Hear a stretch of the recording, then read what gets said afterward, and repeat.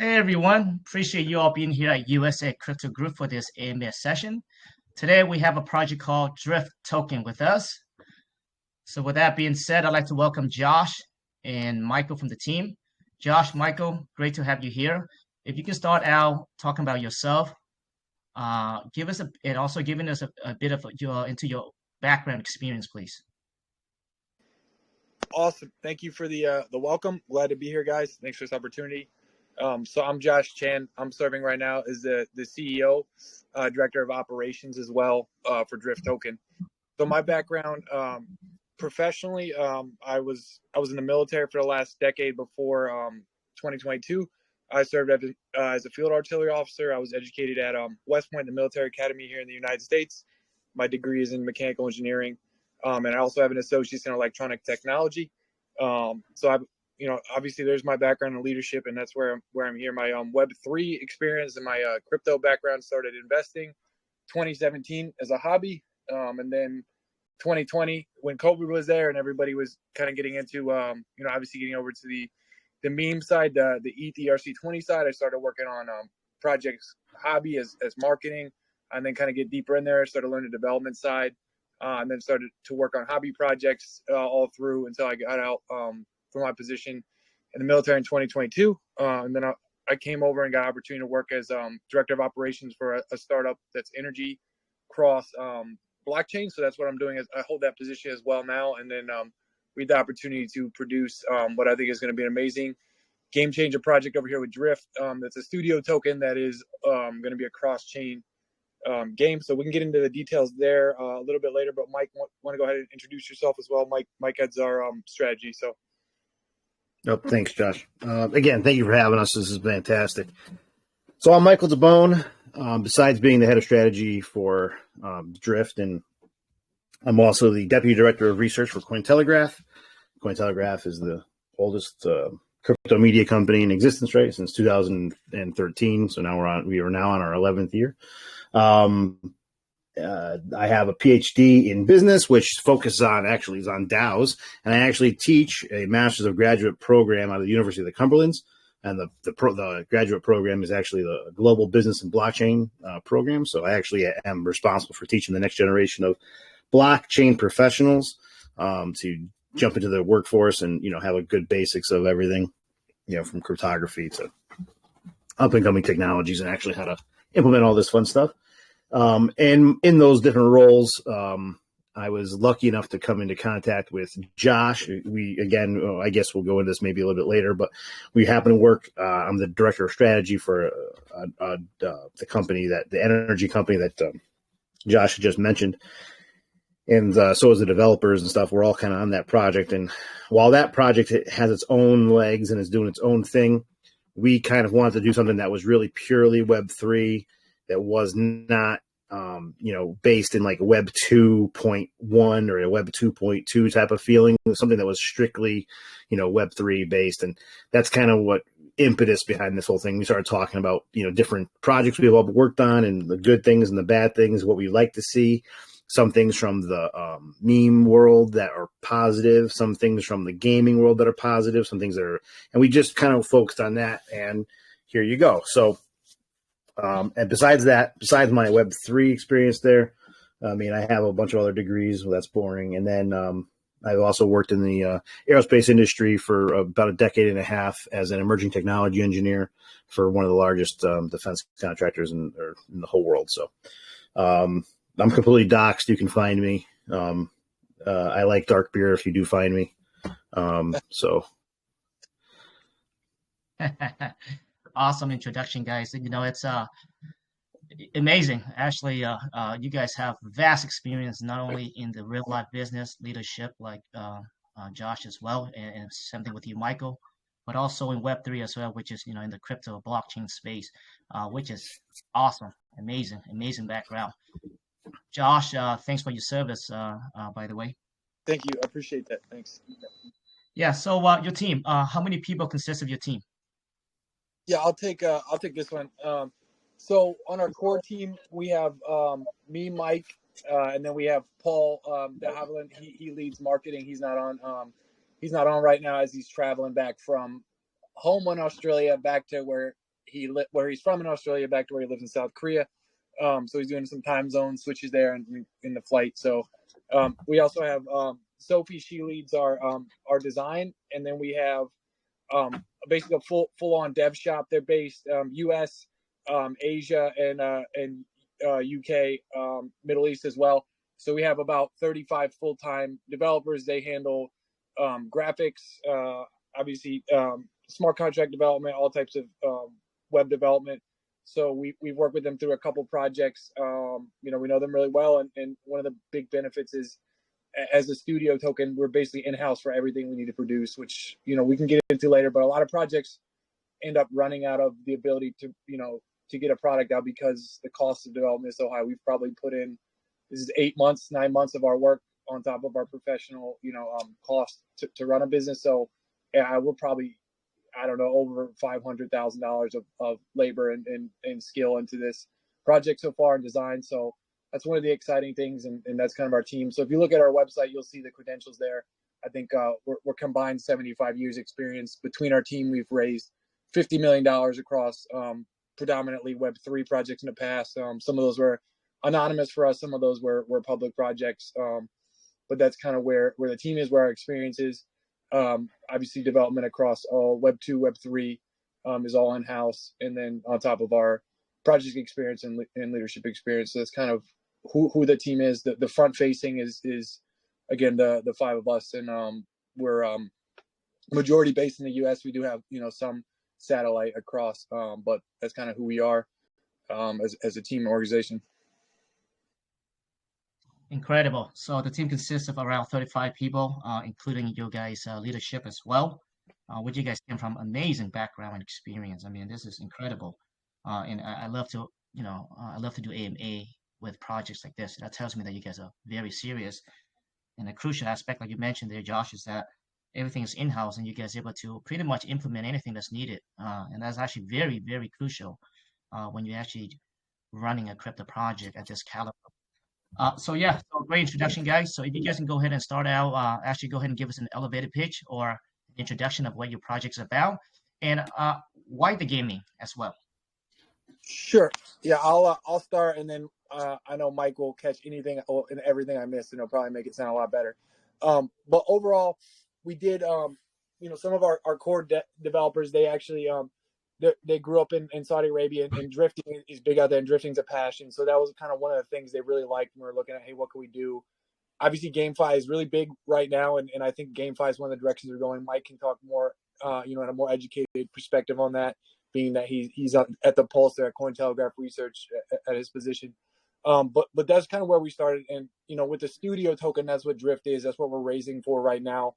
We're going into our first full round of our pre-sale on the 3rd. So tomorrow we just filled our warm-up round. I mean, we were kind of shocked as well. We filled the whole 250K in 2 hours. This is just word of mouth. At that point, we hadn't spent any money on marketing. This is kind of that's to give you an idea of our intuition as a team, and we knew what works and what doesn't, and we were able to kind of start there. So that's kind of where we're at. And as far as the idea behind the studio token, we want to insulate. So this is like an idea I came up with kind of from my experience.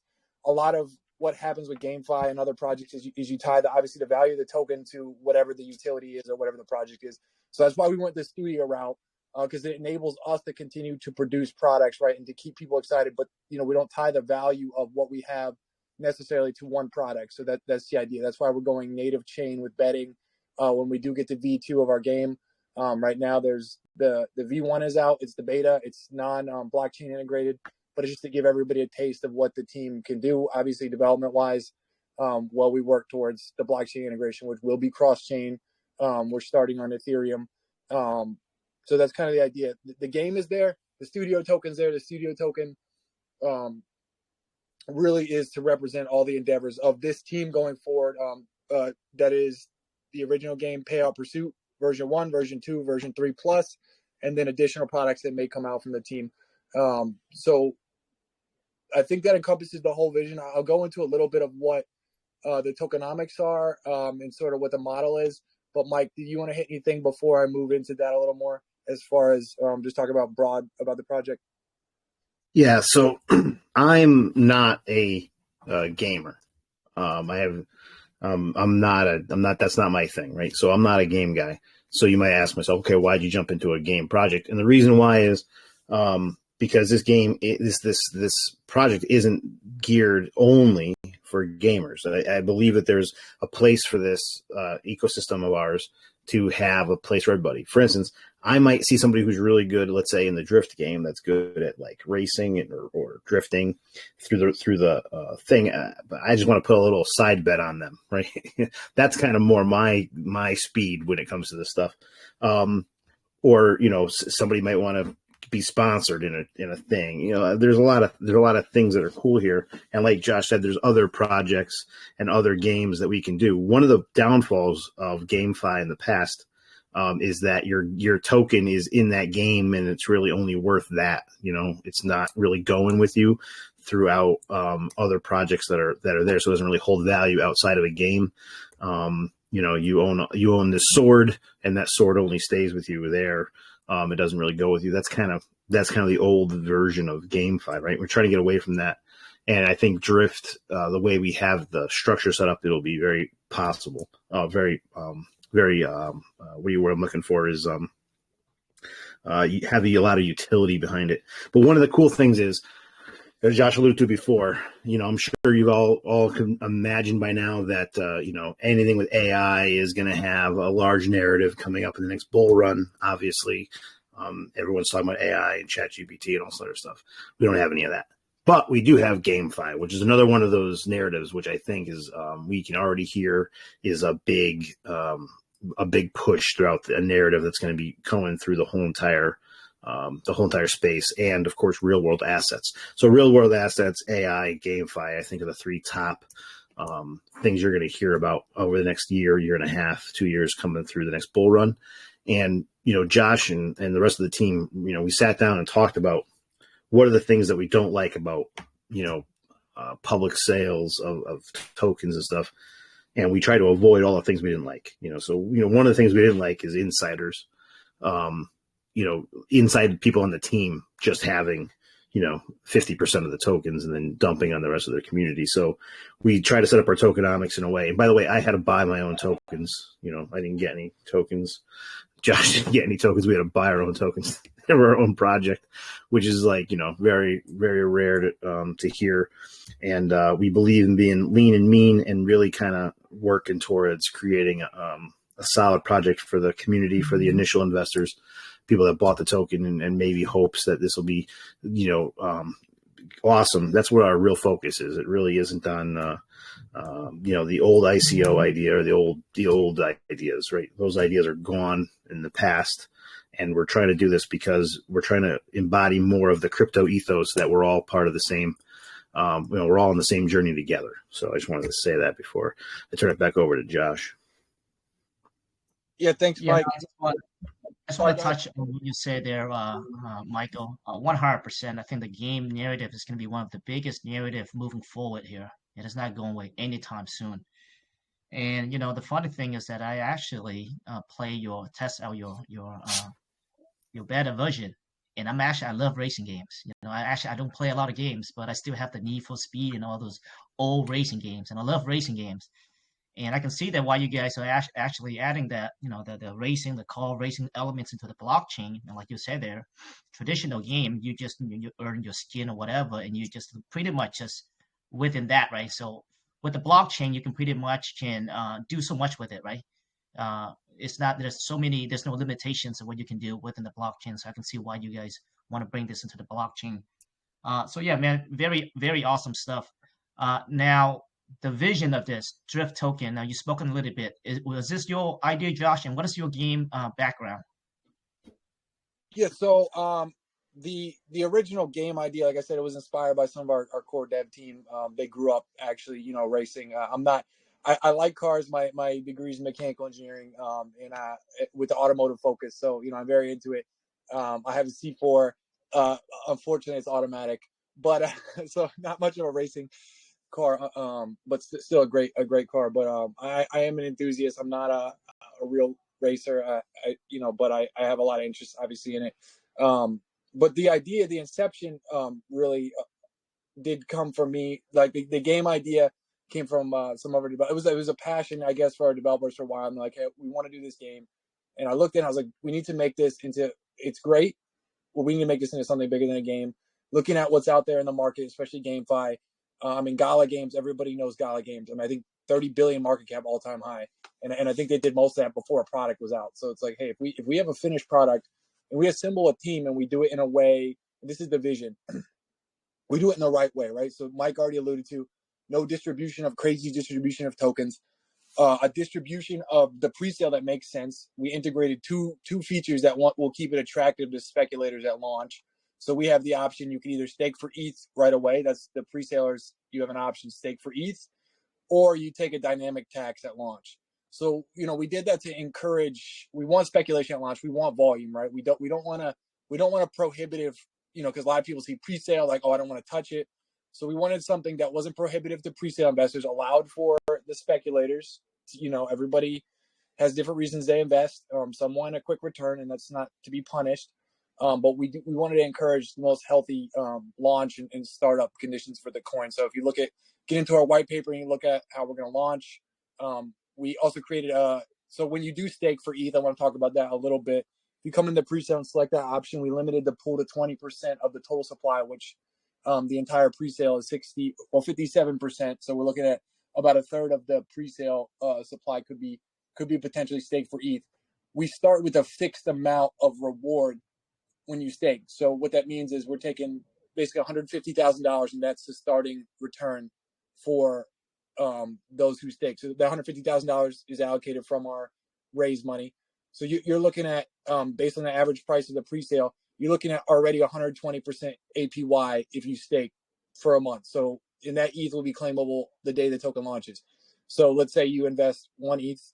On launch day, you can claim 0.1 ETH from the pool, and then the pool continues to grow off game volume. So I project out the volume of the game, the volume of the token in the game. And if we reach 100 million net volume, which isn't unheard of, you're at like a 86% monthly ROI, which I think is like 700, close to 700% APY just from staking for ETH. So there's huge incentive there. Obviously, I think nobody's done it in the way we did for the staking, and it's completely feasible.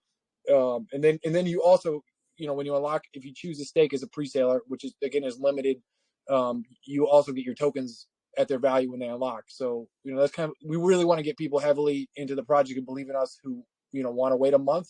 Want to incentivize that in a way that's healthy for the project. We have the dynamic tax if you want to claim right away and take advantage of some of that. Obviously there's a lot of hype in the beginning of projects, and you may see some big gains there. We see we're long term, so we don't anticipate we hit our all-time high at launch or anything like that.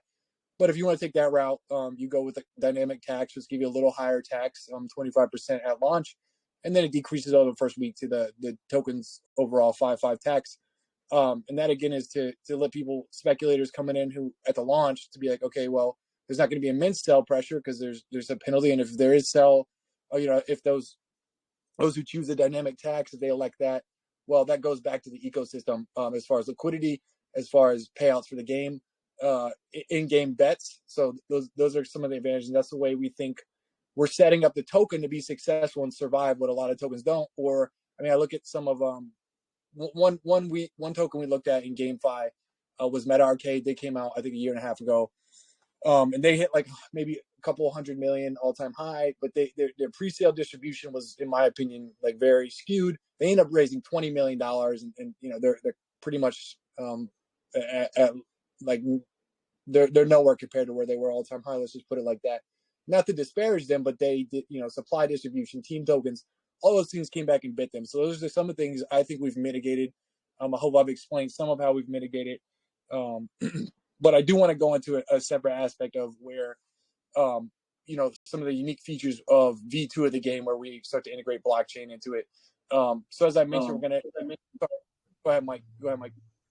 Oh, I just wanted to mention, I don't know if anybody here has heard the new term that's floating around, which is, there's HODL, right? Hold on for dear life. And then there's SODL, which is sell off for dear life, and that's what people that are the insiders always do, right? They end up always selling off for dear life whenever they get the opportunity to. And, again, everyone has free will and they can do whatever they want with their particular assets. We just want to make sure that, we're trying to incentivize people to be part of this journey with us for a little longer than just, dumping it on the rest of the community. So, and I feel a tremendous responsibility to try to keep this thing, from doing that, because we've seen it all the time, right? Chainalysis has reports on how many projects just automatically go up and go down immediately and then never recover. So we don't want to get there. And I love that. And I love that. And just talking to you, you guys have amazing background experience in business and Web3 as well. So I actually believe that you guys will try to figure out ways or have such strategies to make sure that the project within the first month there, right? Because you said that you guys people can stay for a month. So I'm assuming that you guys have a lot strategic plans to ensure that the projects, a lot of marketing or whatever you guys do, the operation of it, is that you guys going to push this within that month, because that month is very crucial, right? So I'm assuming that you guys have plans to really take this project to the new heights on the first month, correct? Yeah, so that's part of what I'll take this one, and then Mike, please fill in. But yes, that's part of our strategy. So we intentionally are releasing version 2 of the game before the token, so that, because what we want to avoid is the token out, hype around the game, and then a dump. So we want the game out, want people to see it, be able to use it, be excited about it, and then 2 weeks later we go into the token going live. So we have volume on the game, we have interest in it, and then we have the token live. Obviously, we're raising $4 million overall. I don't know if I covered that or we mentioned it. We crushed the first the warm up round. We have a ways to go, but one of the strengths of Paul, he's worked for some really big projects, and he's been involved in a lot of that money raised that we talk about as a team. So Paul he's a marketing genius. He's worked real world marketing, Web3. So he's very experienced. So we've already started to allocate out where we're spending strategically. Liquidity, basically the entire spending up through launch and even beyond is already planned out as far as strategic partnerships, listing, a lot of those things, volume from sexes, the central exchanges, we've looked at that. We're evaluating that, partnerships. So those are the type of things you'll see on top of, updates to games, things that keep people engaged and keep people excited for, the next thing, which we understand, it's part of what it is. So that's how we intend to get through, the first month, and then when staking unlocks. Obviously, market making will be going on. Of course, that's something healthy for a project. So we're managing that from our side with funds in a way that's healthy for everybody and protects the investors. So those are just some things that all projects do, and that's what we have planned to do. Use our funds responsibly to keep the project running, because a lot of these things you'll see.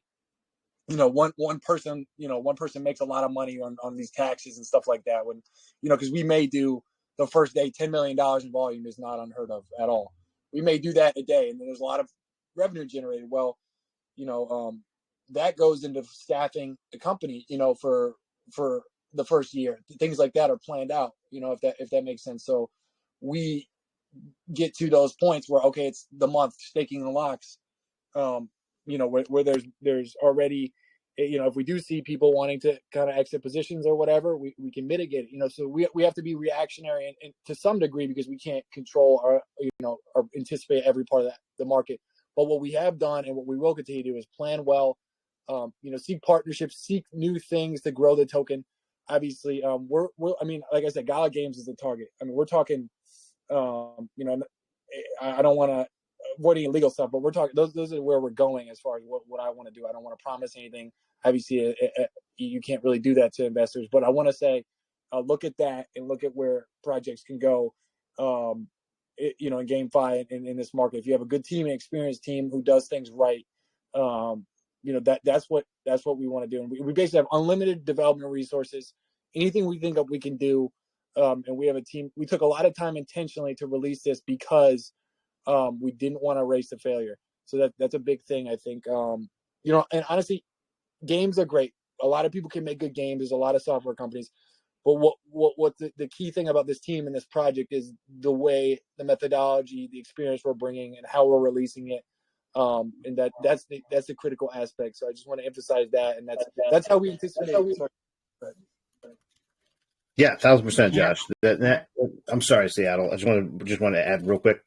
Um, you know, I'm very big on communicating, right? And I've been part of projects and been in communities where we were waiting on the devs of some project, we're waiting on the thing, and no one was communicating with us. It was like, oh, wait until February 1st, and then we're gonna have, and then February 1st comes, and they go, you know what, guys? It's like, but you knew you were having problems all the way up to February 1st, and nobody said anything. I'm very big on auditing. I'm very big on testing. I want to make sure that everything's smooth before we, go live, or, so I'm very big on communicating those things.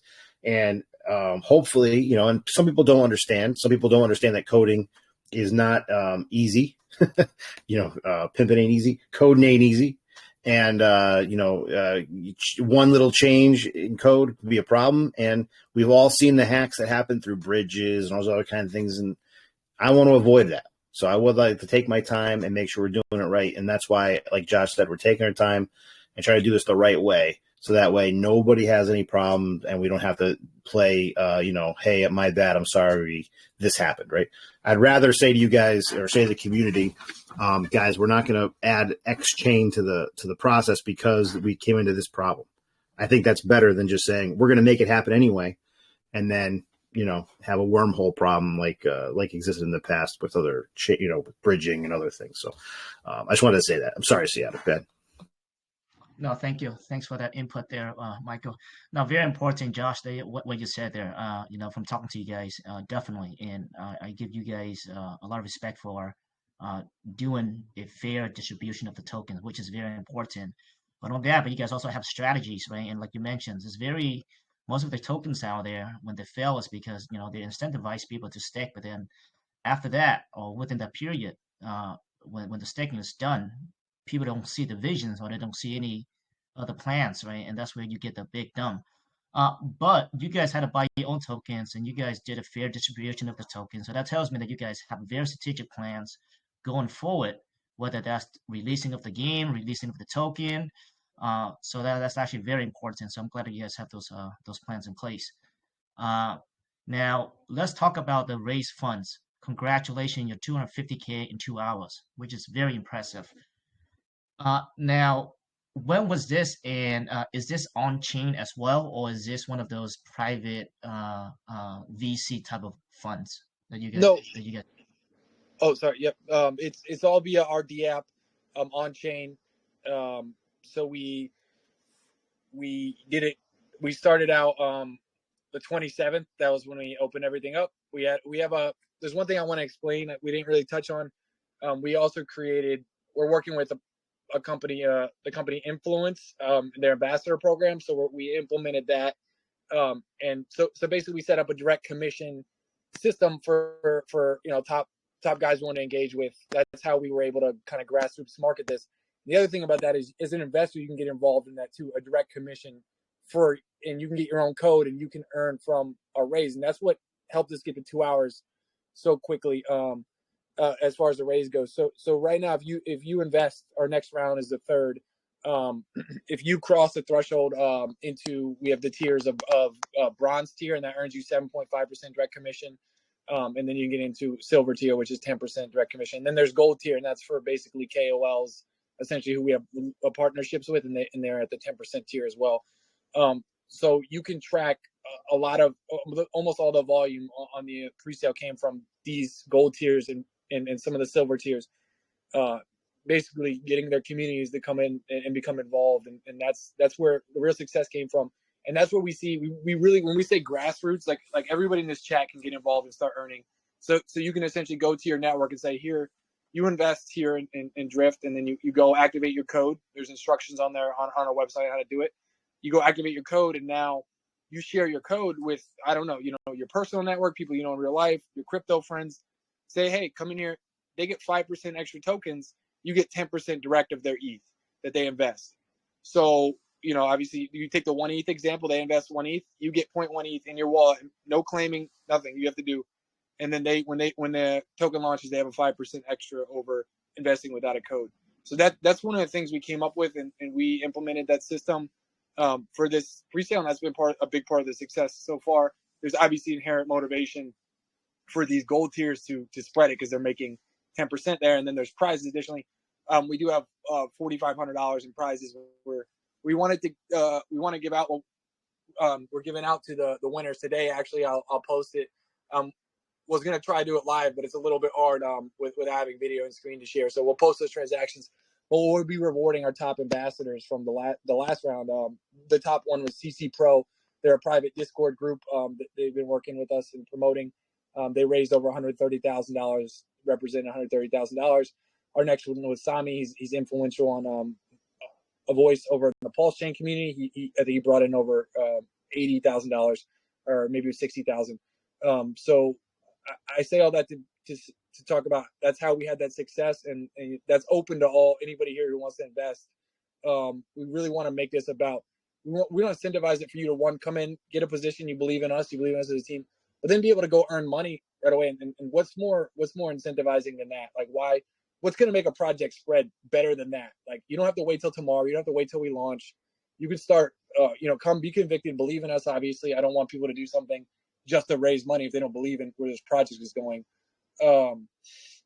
But that's what you guys can do. If you hear us, you like what we're saying, get into the program, get your own code, and go earn money while we continue to raise.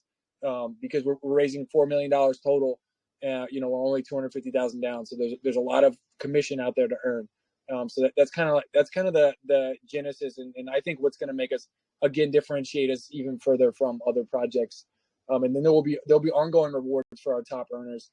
The last lap 4 was a $40,000 winner takes all prize for the highest code use. So that can be anybody. The gold tier actually has a separate code pool for that. So any of you regular investors here can win that $40,000 on top of whatever you get in direct commission. So, if that is an incentive to get involved, aside from liking a project and seeing where it's going, I don't know what else is. So I think that might cover like why we've had success and what's coming up next and the chance to get in. Now, Josh, can you just give us a quick breakdown on how much is a bronze tier and down? Like, let's say if I want to participate and start earning rewards based on my referral link, how much does it cost me to get the top tier and so on? Right. So the to get into the bronze tier is 0.5 ETH investment, and then you'll automatically, what will happen is you'll get a link that says activate. Go to Influence with your connected wallet and activate your code, and you'll select you can do any code there. I recommend all lowercase, but you can put your name or whatever code you want in your network. If it might be Seattle for you or whatever, USA crypto. And then when you go into when you break into, I believe it's 1 ETH. When you break into 1 ETH, you get into silver category, and then you earn 10% direct commission, and you can still use the same code and track it the same way. So that's how you get right in. It's automated. If you go through the process, it's you'll be able to. So you don't need to log onto the D app to claim your reward, but you can go track your reward. You can see who invested with your code. So that's what we want to do. That's another vision. Obviously, we're Influence is a co-project with us. Some of the team members are on Influence. It's not being pushed as a project now because we want to use it as a utility to launch Drift, but it is something we're closely affiliated with. So another thing we want to do is basically turn Influence.me is the website. INFLU3 NCE.me is the website, and there we're essentially making a social media platform without putting the marketing into it. We're making it, people are going to adopt it because you're earning money through. So that's the bigger vision of where we want to go with Influence. But for now, you can, you come and invest directly in our D app. It will tell you, hey, spend 0.25 more to get into bronze, spend 0.5 more to get into silver. It tells you right there. It's a call to action immediately when you connect the D app, and then it'll give you a link to go register, and then you got your code, and then you can share it in your network. And that day you start earning, as soon as people use your code, you earn that direct ETH to your wallet. And so that's kind of how the process is. It's super smooth. We made it that way intentionally. So an investor doesn't even need to understand the program. They get the immediate call to action. They follow a link, and they're already involved in the program. So that's kind of, I hope that explains what you were getting at. Yeah, perfect. So 0.5 ETH to participate into the referral rewards, correct? The minimum, right? Yes, and then you move into we had it in dollars, so let me double check the amounts, but yeah, I believe it's 0.5, and then to move, and then it's 1 ETH to move into silver. But yeah, that's you get the automatic call to action too. So it'll tell you how much you've invested with that wallet, and it'll tell you how much more you need to do to get into the tier. So yeah, it's automated. I'll put I'll drop some of the flyers. Sorry, it's 0.25 ETH to get into bronze, 0.5 to get into silver. So yep, so it's even a little lower to get into bronze, and then 0.5 ETH to get to silver. I just pulled up the numbers. Sorry about that. So yeah, you come in there, you do 0.25 ETH investment tomorrow. When the pre-sales open, you're automatically in bronze. You get the link to go in, and then you get to the 0.5, you move up to silver, and you're making 10% direct commission with your code. And it's all trackable on the app. You don't need to be on our app to actually earn though. So that's it. That's the distinction. If somebody doesn't care, doesn't want to get in their wallet, they don't want the notoriety, fine. They can just earn money. So that's the process. Okay, yeah, 0.25 ETH to participate in the referral program. That's actually not bad at all. So yeah, awesome. Yeah, Now, the one of the cool things, I don't know if you guys are familiar with how much it costs to advertise and get out there, and in the cryptoverse, it's definitely a pay to play world, right? So I'd rather give that media, that word to mouth thing to the people that are part of the community, rather than the old. And I know I'm saying this from Cointelegraph, right? I know.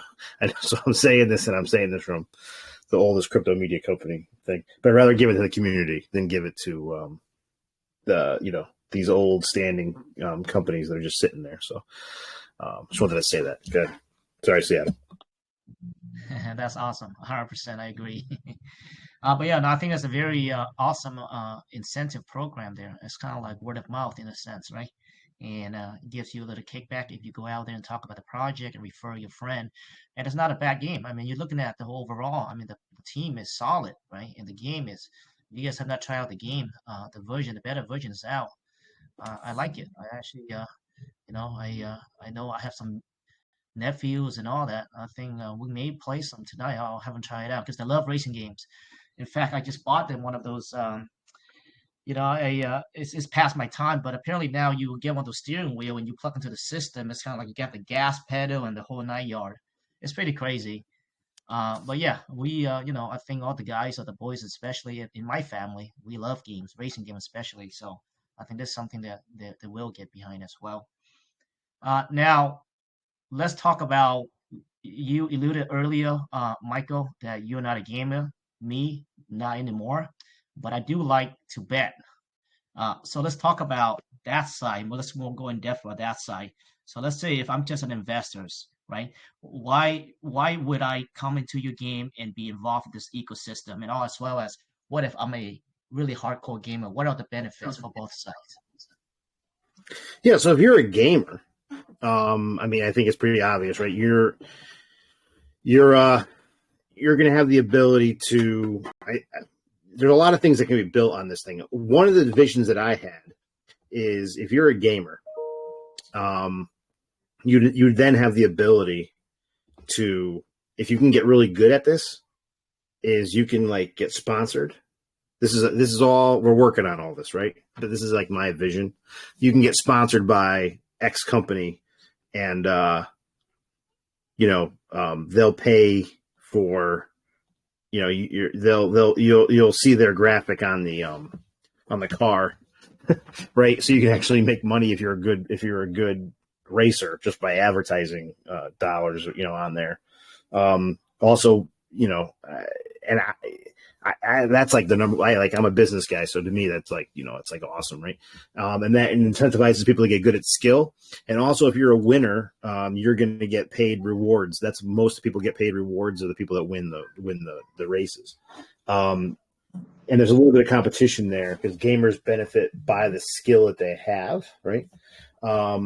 And there's a winner's pool, and the winner obviously wins the majority of it. But it's all per chain. And Josh has said before, we're going to be multi-chain, so it's going to be more than one. We're still working out the details on exactly which chains are going to be compatible and workable, only because interoperability is one of the major issues that we have to work through, but we are working through it. And good news is the rest of the chains are also working on interoperability at the same time, so it's very helpful. So I think from the gamer standpoint, that's that. As a non-gamer, again, the Drift token itself is going to let you, as Josh said, bet on the game.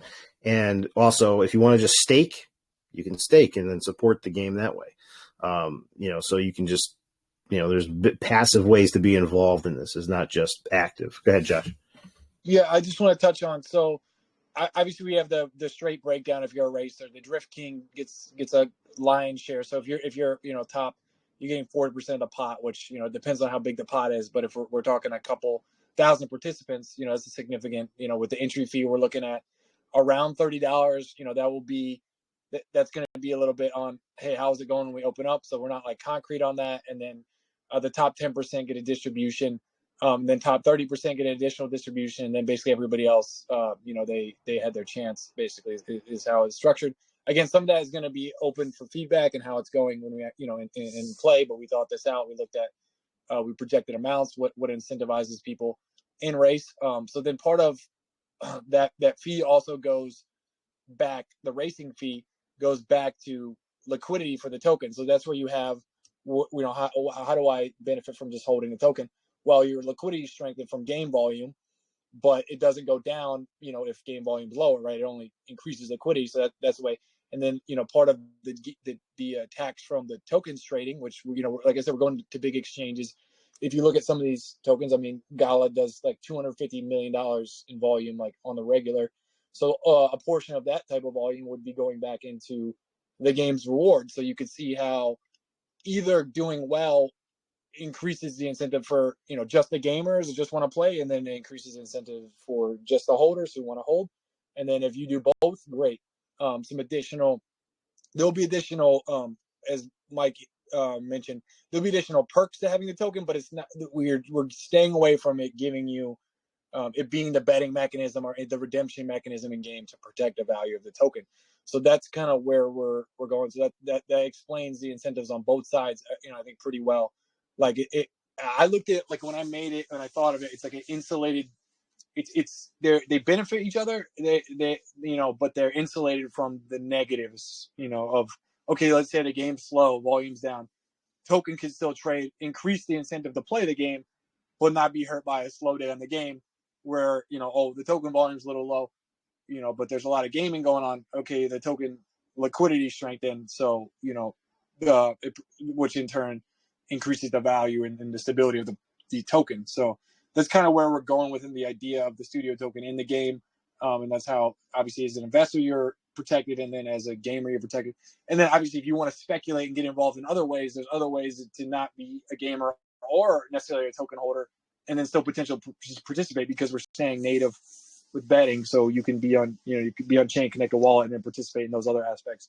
So that's how I think we can keep this robust, keep it appealing to, multiple different types of investors, types of gamers, types of speculators.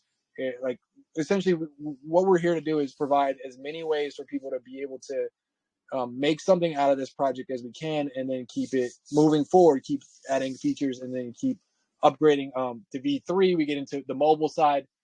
As Mike mentioned, we're starting on Ethereum as far as the game, but we'll quickly be going to other EVMs, and that's all paced out.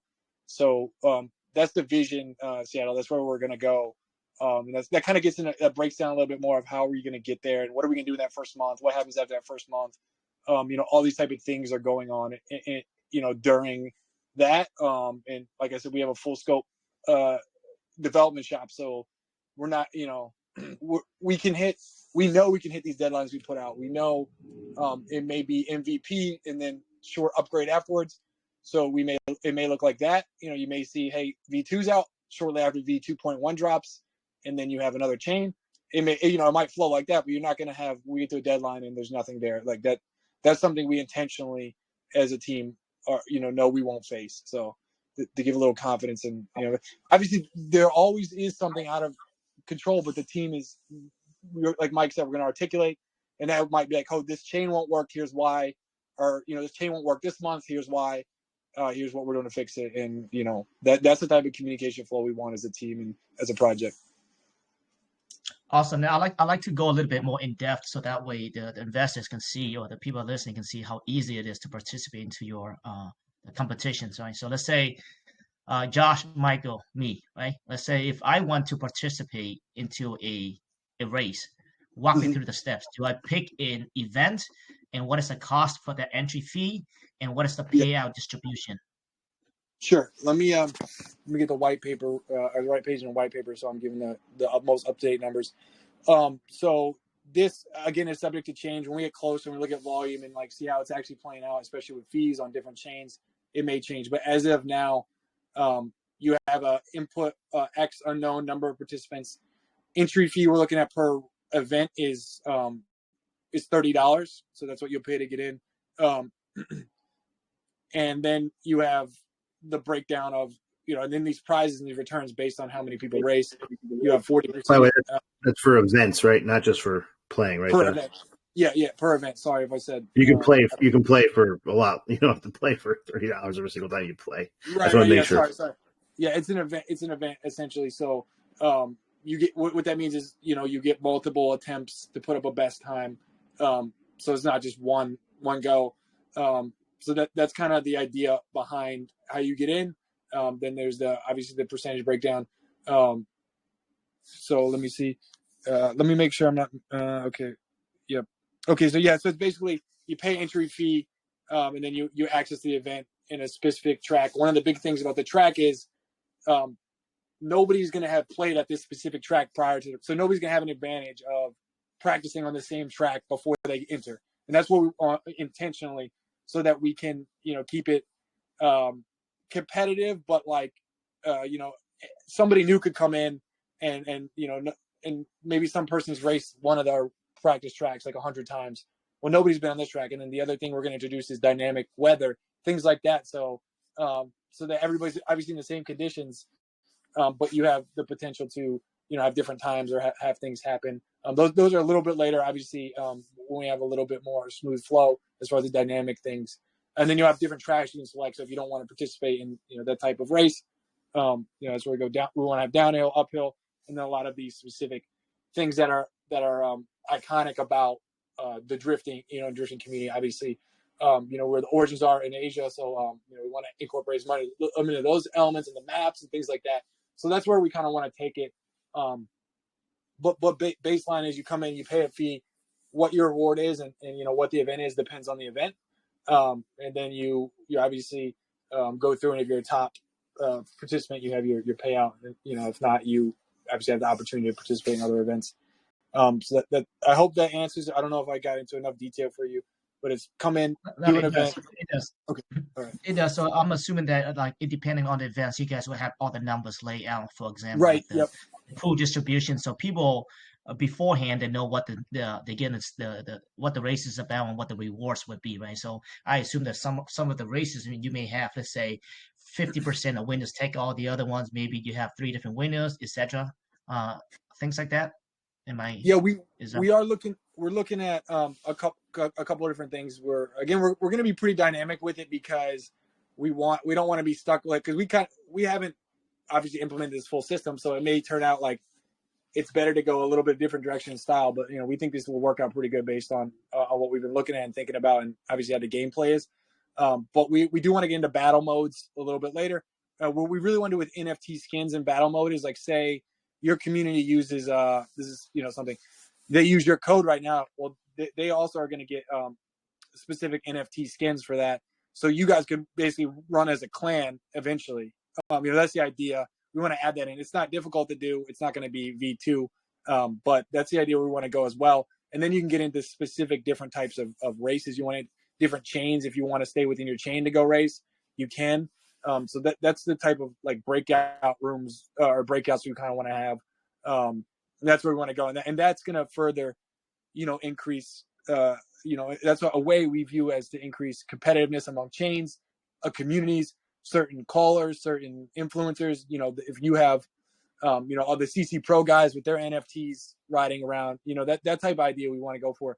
And one big thing I want to emphasize, I don't think we talked about specifically, is adoption is so important with this. You know, we could have the best game ever, and like you could have the best whatever product ever, and if you don't have adoption or you don't have exposure, you can produce it, but it's going nowhere. And that's one thing that's why we're taking this approach we are, as far as pre-sale, building a community, and then putting the product out, the full-on product out. You know, we want to sample so everybody can see what we're about, but we really understand adoption and getting people to continue to use a product is the biggest differentiator in successful projects within GameFi, and honestly within cryptos. You know, obviously meme coins, there's the ones that just, you know, they, for unknown reasons, they went crazy. There's the other ones where insiders were in, and then there's the ones where just communities were really active, you know, and they took those things to whatever levels they went to.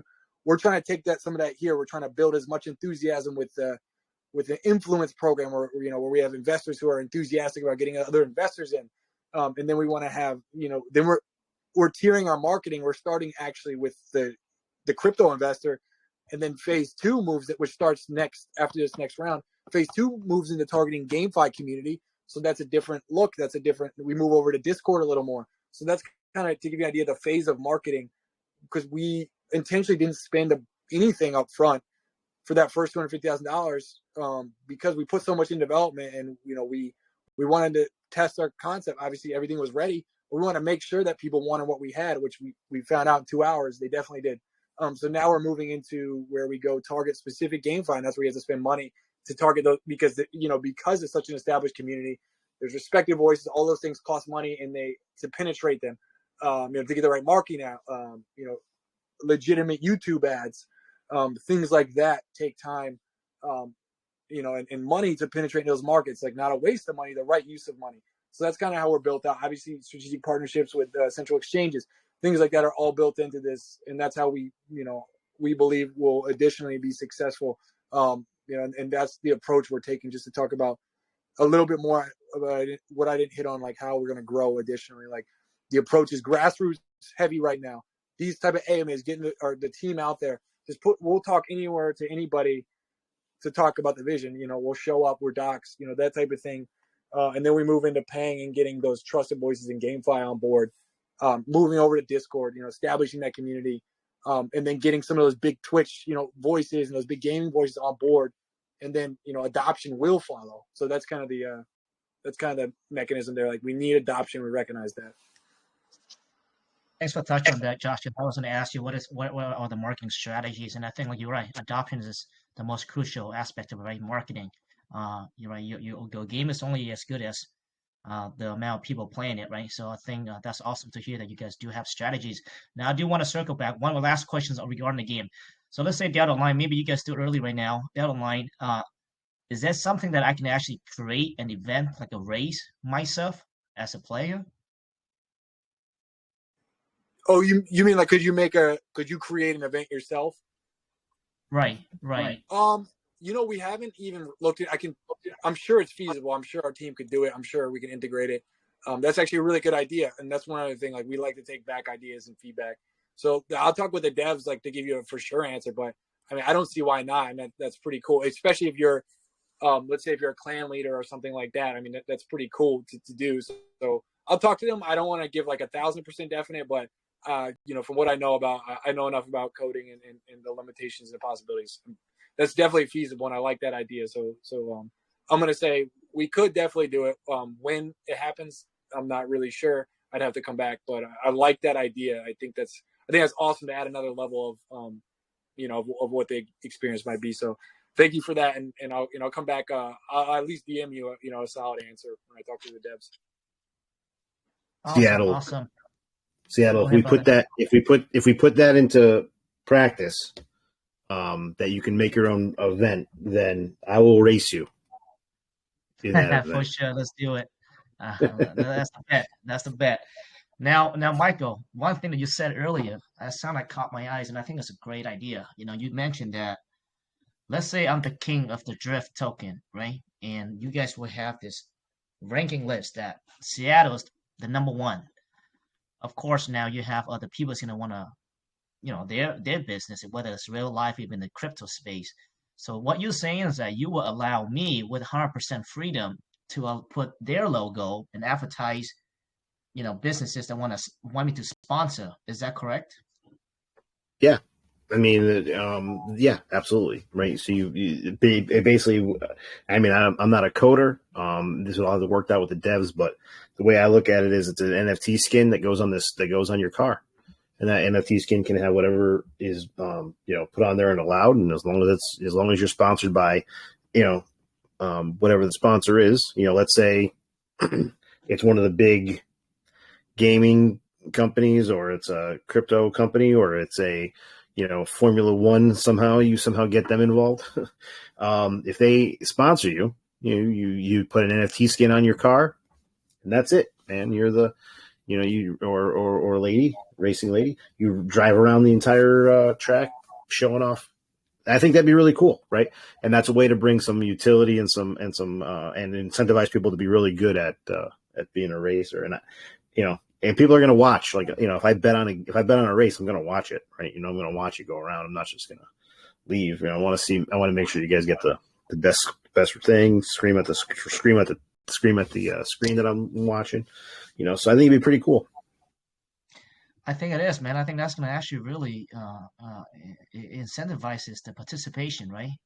And I think that's going to be maybe one of your biggest key factor there, brother, like as far as marketing goes, because now I'm just thinking about the Web3 in general, crypto space, right? It's just launching a project, right? And now I know that, hey, there's this King Drift, and this guy is gaining a lot of views. He's number one, a lot of eyeballs on him as a crypto project. I would love to go to get that guy, right? Get my logo on there, right? And not only that, but I think even for real life businesses as well. I think that's going to be, if you guys implement that strategically, where you guys don't really take their money away, right? Let the racer, right, keep a lot of the profit as far as the sponsor go, right? And I think that's going to bring a lot of people on board. I think that's a really awesome strategy. Yeah, and 1,000%. Go ahead, Josh. No, Seattle. Thanks, Mike. Seattle. That's we already are thinking along those lines as well, as Mike kind of alluded to. If you look at the game now, if you look at the banners up in the billboards, you'll see ZILLIQA, because one of our devs is close to the ZILLIQA community. You'll see a little bit of Pulse, and you'll see ETHEREUM logos everywhere. So those are intended to be eventually replaced with sponsors, like in-game sponsors. So you could, and obviously we have to vet it, because there's going to be a process to get your project on here for legitimacy of our players and things like that. But the idea is definitely a pathway for that via the the influence network, and that's another way we're going to go, and via the NFT marketplace that comes out in 3.5 version 3.5. So it's essentially, we want to go the direction you're talking about, and then definitely I like the idea of getting other companies involved. I think that's amazing. I think that's awesome. We're thinking that direction already, but I think we could definitely take feedback and build on it more, because I think there's really a because look at Twitch, look at gamers who get sponsored, look over, that's already existing revenue streams. So let's just we can figure out a way to get them over here, especially cross chain, because what you have a lot, where we're going is you have a lot of chains, maybe with limited volume or just not many places to go. But when you can take that community and you can activate it, and you can bring it over, which we've already done in a small way in the PULSECHAIN community, because we have some of their best influencers. We're obviously we working to try to implement that specific chain. We don't have the for sure outcome of that yet. We know we can do EVMs, but we'll cover that a little more detail later, as in at a later date, not today. But that's the beauty of crossing. We can bring in, the hardcore BNBs over. We can bring over the hardcore Matic, guys. We can bring over our guys. You know what I mean? And they can all come in here and they can participate. They can earn. And it can kind of be like really truly what these things should be, is community, and not just like, oh, come into my metaverse, thing and just hang out here and it's not fun and you just spend a lot of money and you have to be in a cult to enjoy it. No, it's like racing, Need for Speed racing, awesome, fun race, fun graphics, stuff people like in real life, not that just got invented, in the last 10 years. So people just become addicted and spend their whole lives there. It's not something cool, fun, related to real life, and exciting stuff for people that appeals to not just people in blockchain as well. So that's kind of where we want to go. Awesome, awesome. Yeah, I think I definitely can see the vision that you guys just mentioned there. Yeah, because I think that's gonna really incentivize this, even like the person who may not into racing or gaming that much, but now they actually can earn rewards, participate. But then I think that the revenue coming from sponsorship, right, from businesses, even crypto projects, etc. Like you said, there's somewhat has to be a process on vetting these projects. Or a disclaimer, But I think that freedom, right, of a racer is able to input any type of logo of a business on there and earn revenue additionally. I think that could, man, I think that can spark something pretty big. Right now we have like, traditional game, right? It's pretty much control, right? You have already predetermined whose sponsors, whose business is going to be on there, and the company earns all the revenue. But yeah, I definitely see the vision for sure. So yeah, great job on that. Now I Yeah, want to and get to the tokenomics. Oh, go ahead, Mike, if you want to touch oh, on it. I just want to add. So another incentive we can add in is rev sharing. So this is something we talked about and explored a little bit.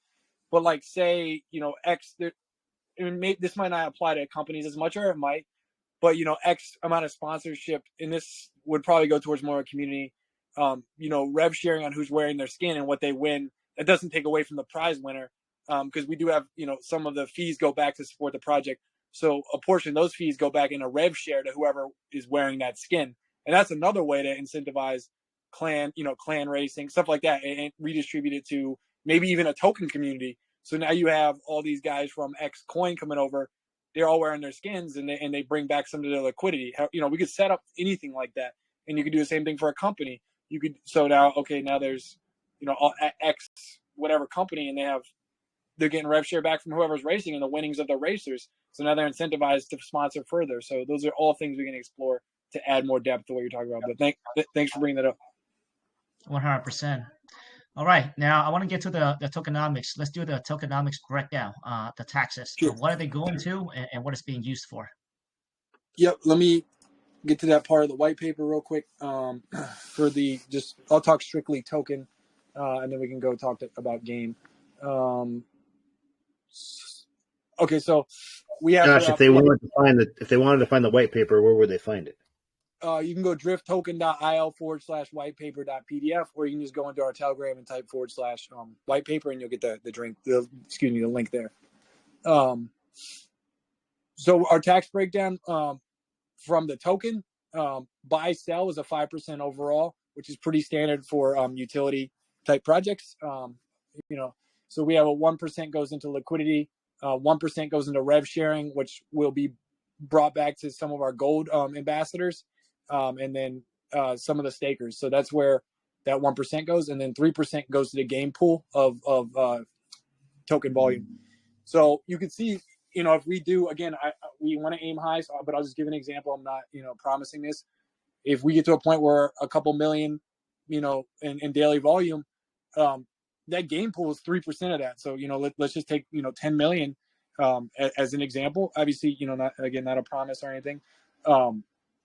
But you're looking at 3% of that going as the reward in game for these races. So you can look at outside of the entry participant fees. You look at some significant special races, weekly races.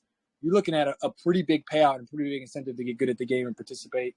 Then obviously you have rev sharing, so that will go back. That's another incentive, and some of that goes to the rev sharing that covers the staking as well. But there's another incentive right now for our gold ambassadors.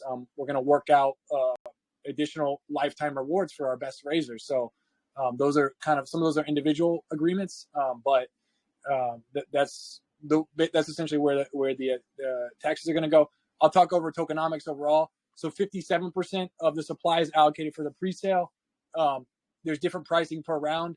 The launch price is 0.00085 with 2 million in liquidity for a valuation around 8.7-ish million market cap. So we're starting the project. The project will launch at around close to 8 million market cap prior to any buys or sells going through. And then we have 21% of the supply will go into that initiation liquidity pool, our pools, because we'll be cross-chain. So the pools will be split across depending on where our investors come from. So predominantly ETH, but I'm imagining we'll have some good BNB volume. Then we have 13% allocated for reserve tank, and that's to go into central exchanges. That's to go into potential large partnerships, potential VC investments. And then if we have additional tokens remaining, we'll look at them and potentially do an additional burn to our 5% that's allocated for a burn. And then we have our set aside 5% for ambassadors, and that's to cover if everybody uses an ambassador code for the entire raise, 5% of the supply would be allocated to the additional bonuses. So that goes into the breakdown of the supply. It's going to be 10 billion tokens, and then again that permanent 5% buy sell tax. There'll be a slightly elevated dynamic tax at launch just because of high volume and to take advantage or to prevent anybody from taking too much advantage of the initial volume in launch. That will quickly decrease over the first couple minutes. Those details will be kept close, to prevent too much gaming because there's snipers out there and everybody to take advantage of that stuff. So we're going to obviously take that back and into the project, the slightly elevated tax in the beginning, but that'll drop really quickly. If you've been in big launches, you understand what that kind of thing looks like.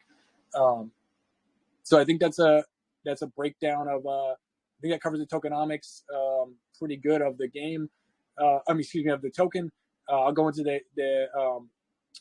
the game distribution. The winner's pool is of whatever entry fee total we collect. This is 70% of that goes back to the winners and the participants as prizes. 30% is game revenue, which goes to support the token, goes to cover server costs because obviously that's going to be expensive depending on usership. People don't consider that. You got to keep stuff hosted.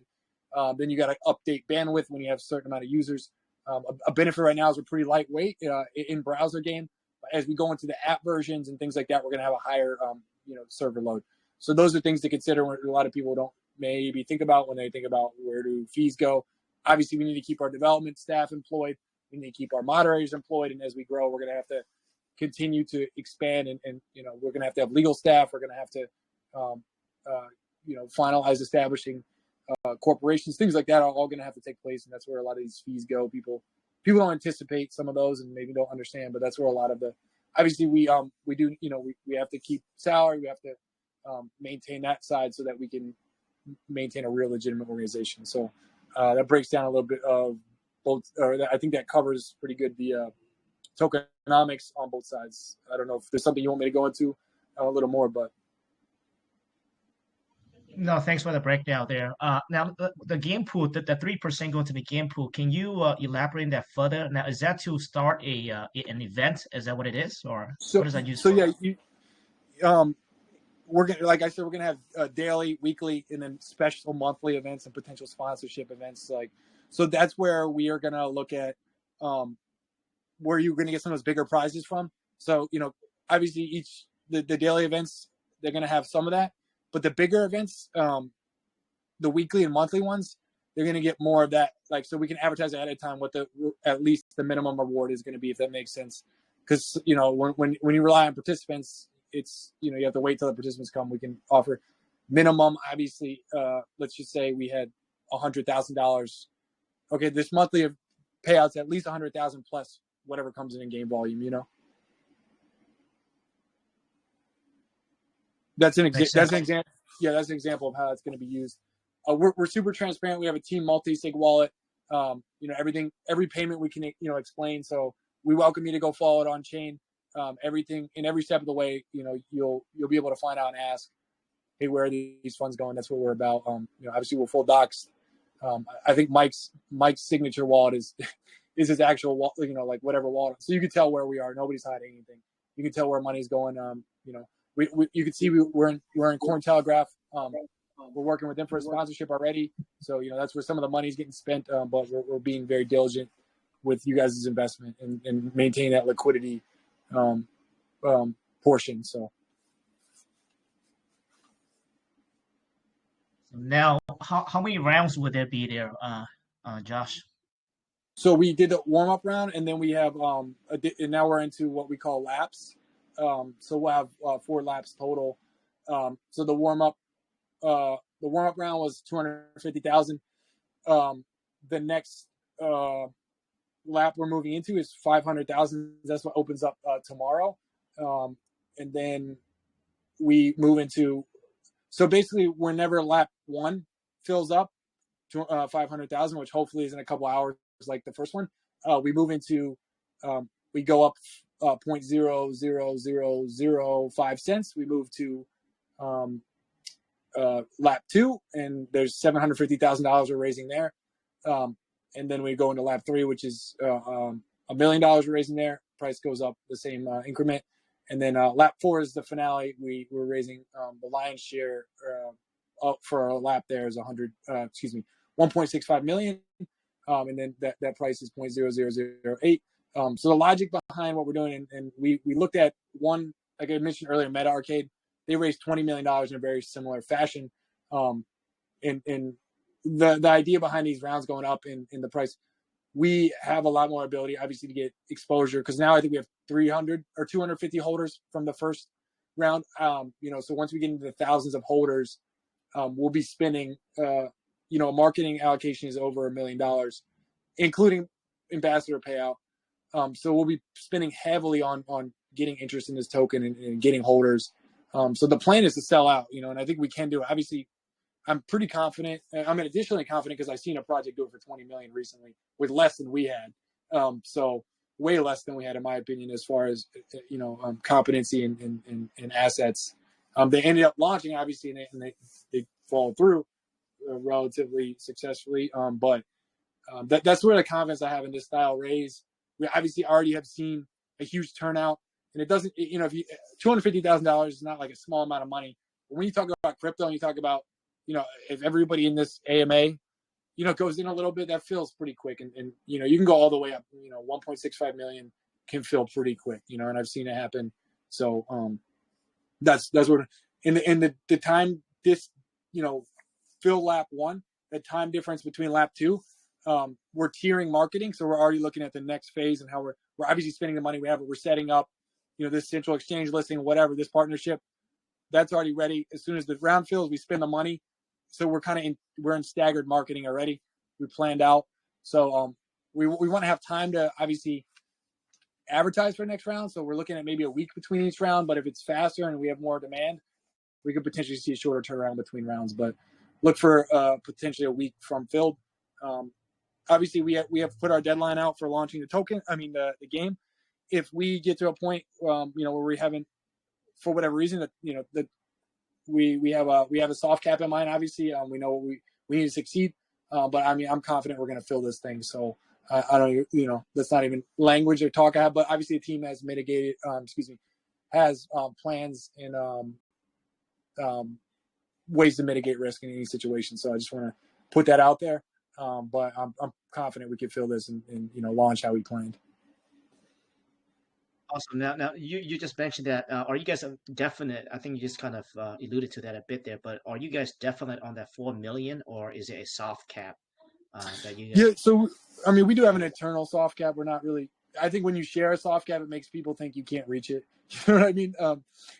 But we do. We're if we get closer and it's the right time, we'll put out those details so everybody is on the same page. But I don't want to talk about that now because to me it's a confidence thing, for investors.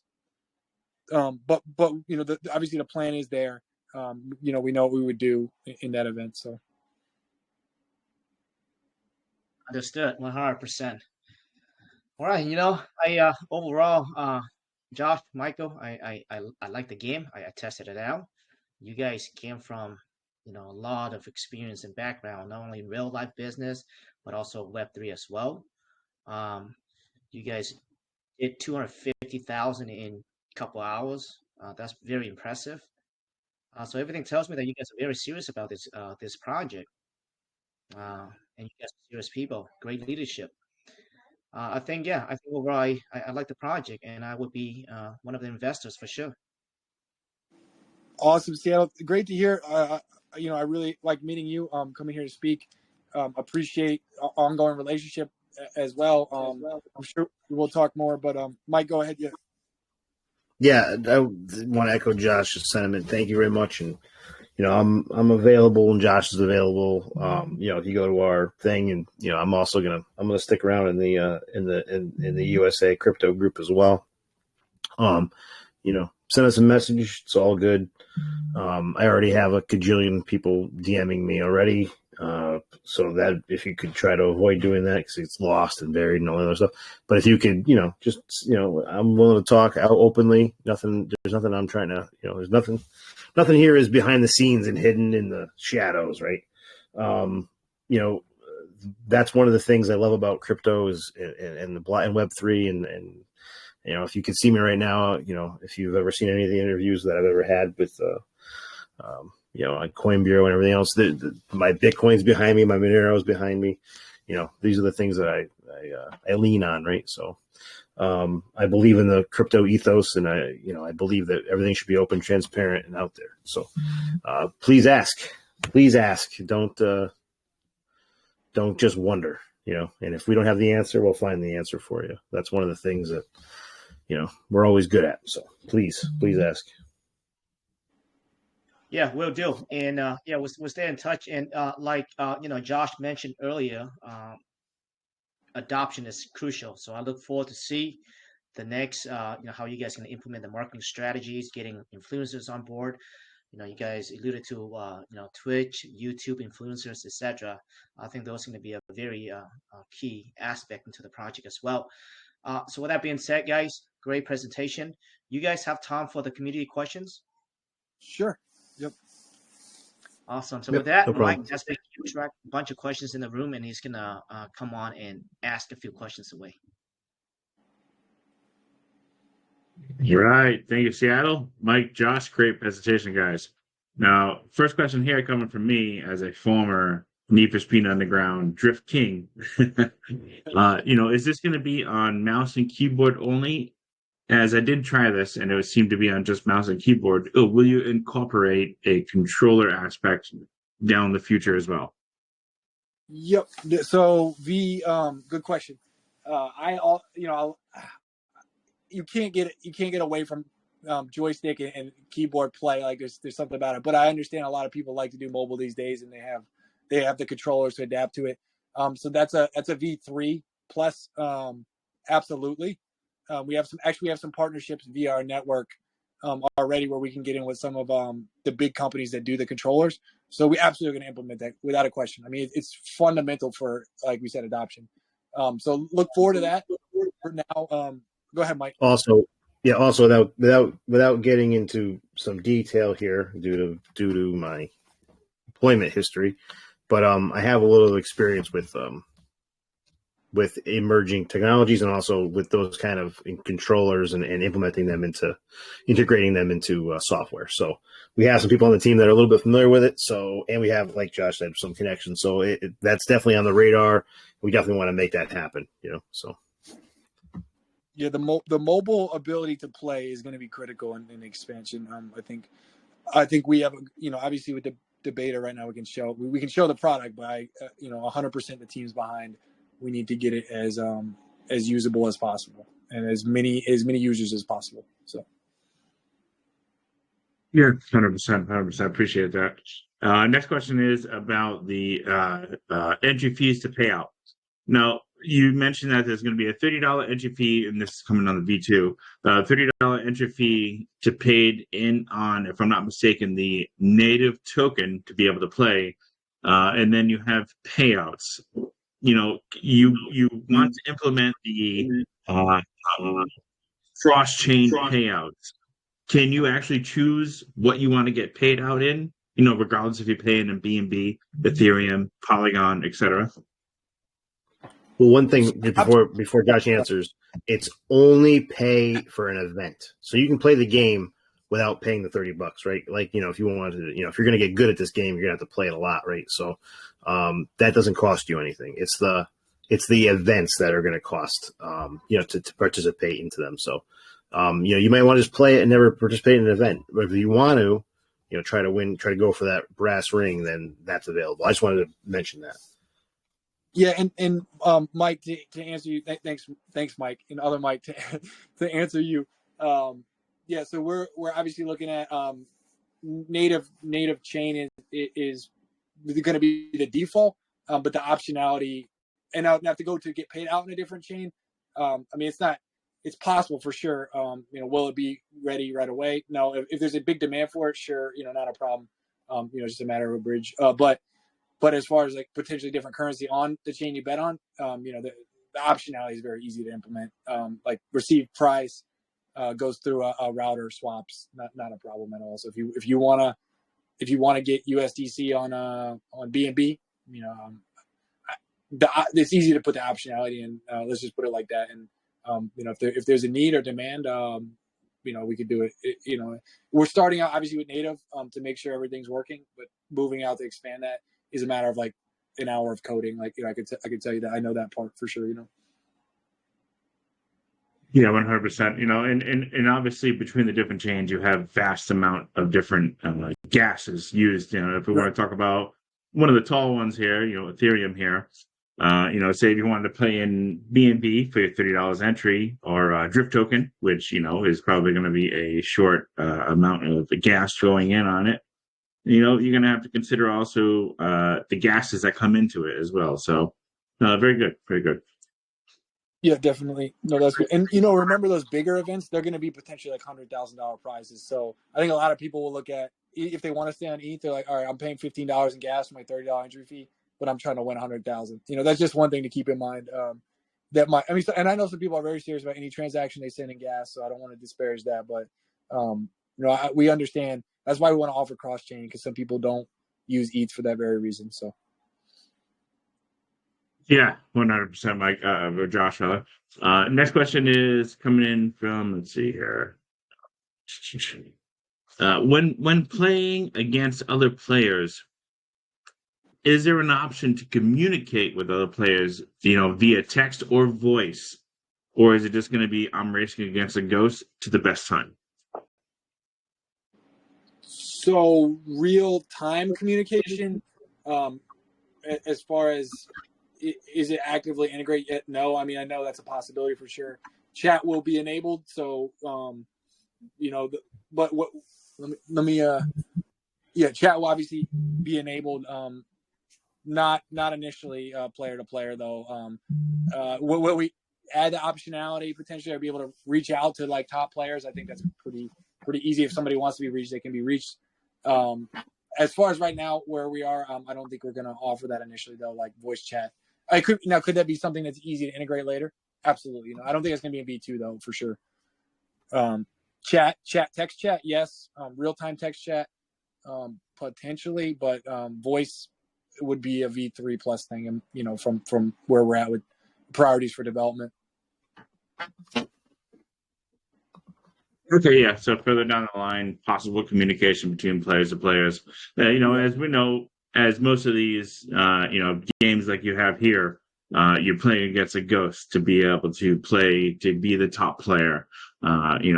Whoever is top at that moment, you're probably facing their ghost, right? Is that going to be implemented inside of the game as well, where you're going to be able to race against a ghost aspect of the other player who got the top score, so you can try to beat them?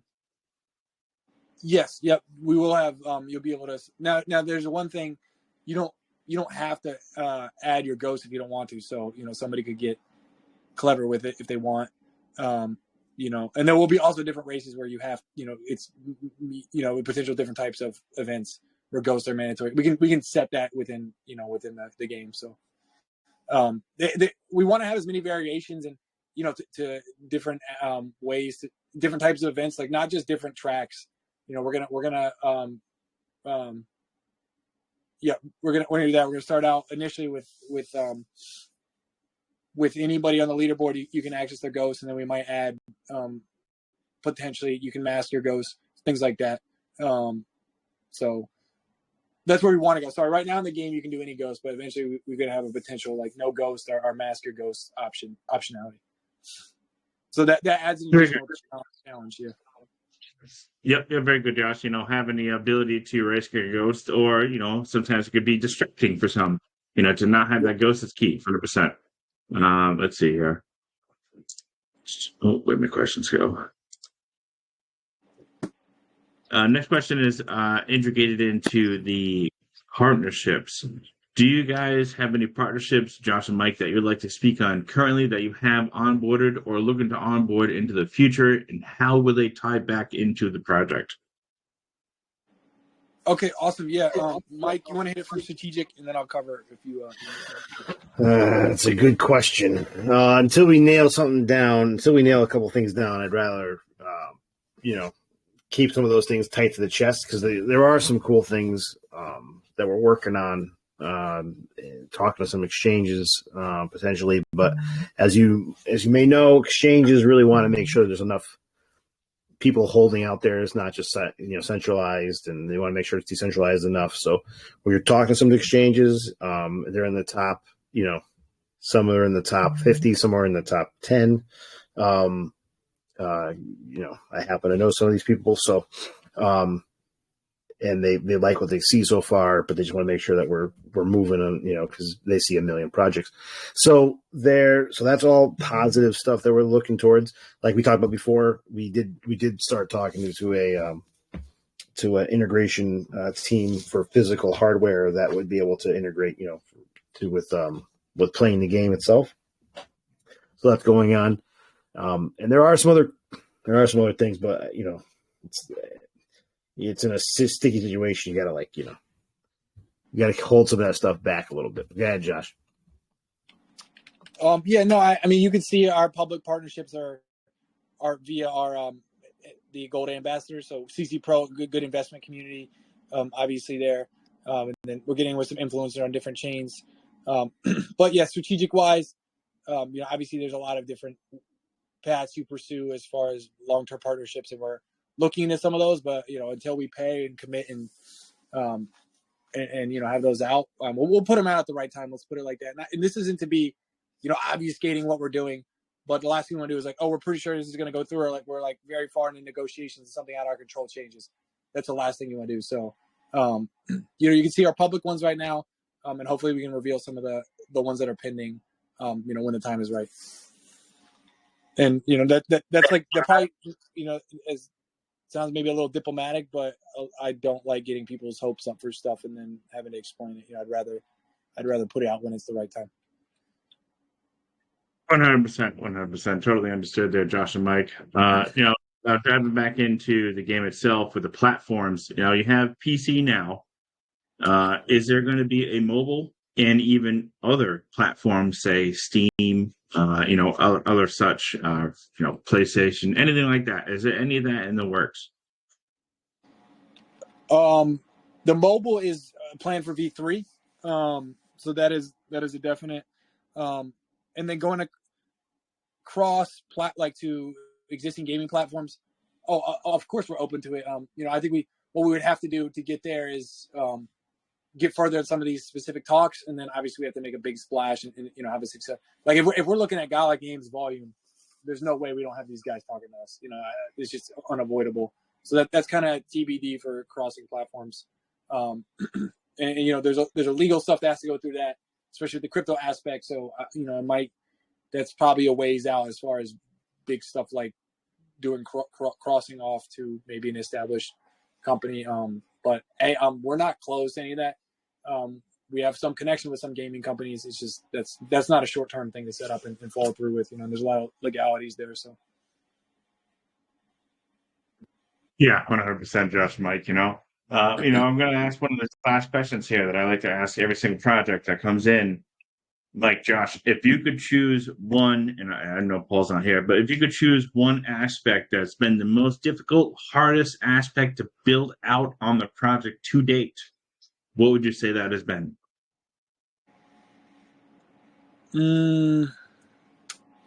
Hardest thing to build out. You know what? It's trying.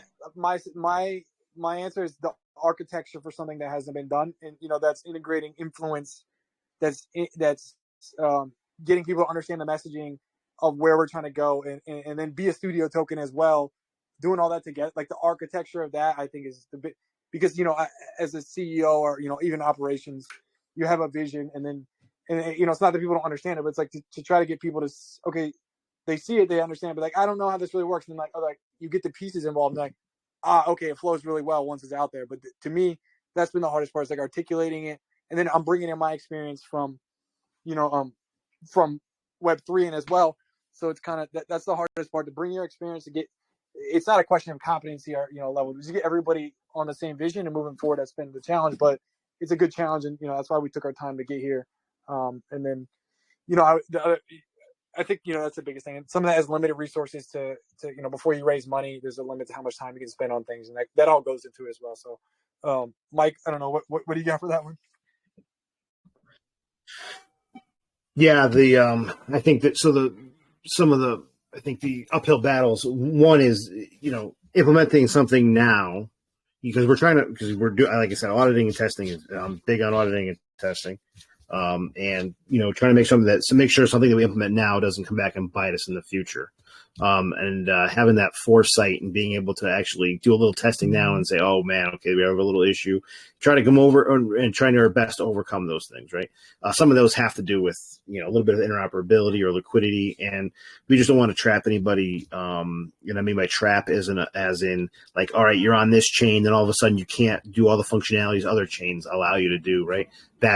We want to make sure everyone has a free, and they say that the next onboarding, the next billion crypto users is going to be a challenge, because you want to make sure that they're just using the technology. They're not necessarily actively, what's what I'm looking for, having to do all the stuff that I had to do, like you had to do with EOS, or all these fun things with adding memos, and you just want to use the project, use the product, and not have to worry about necessarily all the Web3 entanglements that exist. Well, we're just trying to make this thing as user friendly as possible. So that's one of the things. And the other thing is, I think, is there's been every single type of marketing in the past for Web3, and some of that has left a bad taste in some people's mouth, and I get it. And I want people to be cautious of things. I want people to vet the teams of the people. I want people to do the research. And I'm sure as much as I want that to happen, some people are just blindly just take my ETH, please, right? And I would like people to make sure that they're not, they have their bags packed with the staples first. They're doing a good job with the blue chip projects that exist out there. Obviously Bitcoin, Ethereum, all those kind of things. And projects like ours, we're going to do our absolute best to make sure that we produce a quality product, right? But these things are, you're taking a bet on me and Josh and everybody else, and we're going to try our absolute best. But I don't want anybody coming to me and saying, I didn't like the graphics in version 2. I was like, okay, but I try to update you as much as I can and try to, this is where we're at, right? So we're going to do our absolute greatest and best, and we're coming for Gala. Gala is our crown, right? And we're trying to shoot the crown off of Gala's head. We're coming for you. We want to be the best world domination of GameFi. That's our whole entire goal. So we're coming. We're trying. We're going to do our best. We're absolutely pumped about it. I like it. Very well, Mike and Josh there. I did actually get a chance to try the game myself. I was talking to Paul at the time. I tried it out. It's very fluent, very good graphics, very easy to navigate, as the tracks are not too extreme, as I'm sure there will be extreme tracks. I do like it. So, that's all the questions I'm going to take from the community today. I thank you guys for answering all of the questions that you did answer today. And for the community, any questions that weren't answered, I'm going to pin a message back into the chat room here to join over to Drift Token's Telegram. Ask any further questions that you do have. Now, Josh and Mike, I'm going to ask you guys, is there any final words that you do have for you as a crypto group here? Yeah, again, appreciate you guys, your time. I think you guys are recording this, so when it's ready, let me know. I'll pin it for our community. But yeah, come over. If you can participate tomorrow, participate. Don't put in what you can afford, but I think we've articulated the vision here. Obviously, we're not giving any official financial advice, but you can look at some of the examples we talked about and see the potential future from 8 million market cap, which is our inception launch and inception valuation. And then you can look at where you can get in right now. So that's all I'll say on that. But thank you so much, guys. We appreciate you. We look to speak as much as we can. If you're in the audience and you have a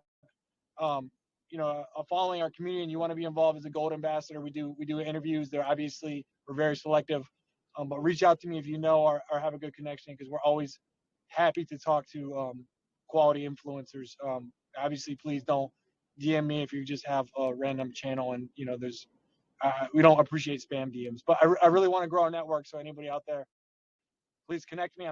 We're happy to talk to anybody who's worth who has the work ethic and has the following. So thank you so much, Mike. Go ahead. Thank you as well, Josh, and Mike as well. Great presentation, guys. Very well articulated. Now, one thing that we do like to do is raise awareness to Telegram as well. As long as it's okay with you, and mind you, you're going to get a lot of joiners, you're going to get a lot of people, dropping stickers or comments. We like to raise awareness to your Telegram. If it's okay with you, we like to send the USA community over there and say something like "Great AMA at USA Crypto Group" or drop a sticker. Is that okay with you guys? Yeah, absolutely. No problem. Just keep the DM me for marketing down, guys, if you can. And but yeah, come over and celebrate the AMA, please. 100%, guys. Appreciate it. And we're going to pick a $10 winner randomly from that as well.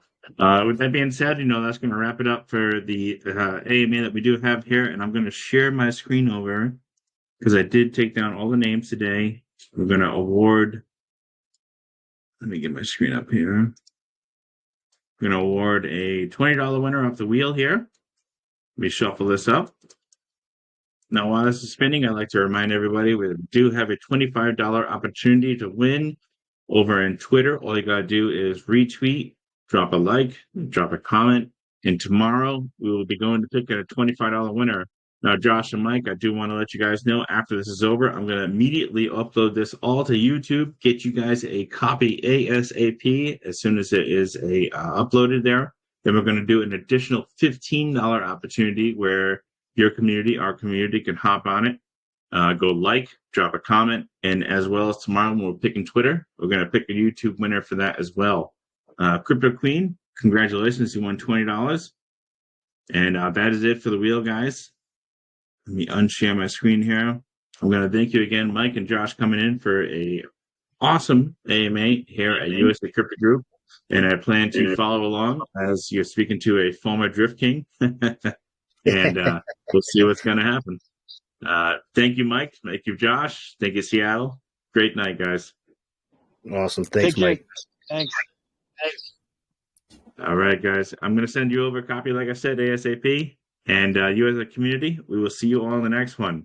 And Happy New Year's to everybody that didn't get an opportunity to say Happy New Year's yet. Love you all. Peace.